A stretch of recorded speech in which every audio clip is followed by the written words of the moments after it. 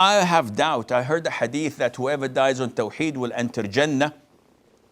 And what about the Jews and Christians who believe in the oneness of Allah Azza wa Jal? First of all, there isn't anything as whoever dies on Tawheed. The Prophet said, alayhi salatu, whoever dies believing that there's no God worthy of being worshipped except Allah, he will enter Jannah. And this question was posed to one of the Salaf by asking him, don't you say, or don't you narrate the hadith where the Prophet, where people say that whoever concludes his life with La ilaha illallah will enter Jannah. So isn't La ilaha illallah the key for Jannah?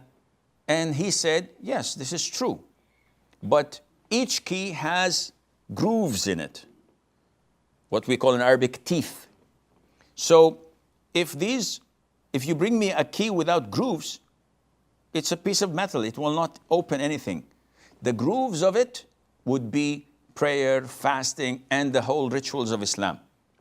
Likewise, scholars say that La ilaha illallah, without believing in the message of the Prophet ﷺ, does not save a person from hellfire and would not allow a person to be admitted to Jannah. Because this is the first pillar of Islam, the full thing. But in the hadiths, the Prophet ﷺ did not narrate the whole thing because this is known by default.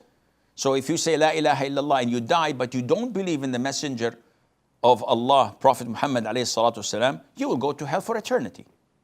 So it is something embedded in it, La ilaha illallah, that requires you to worship only Allah and to acknowledge that there's no God worthy of being worshipped except Allah subhanahu wa ta'ala, and to believe in the message of the Prophet ﷺ, to believe in the Quran. So anyone who says La ilaha illallah Muhammad Rasulullah but doesn't believe in Quran, he's a kafir, and so forth.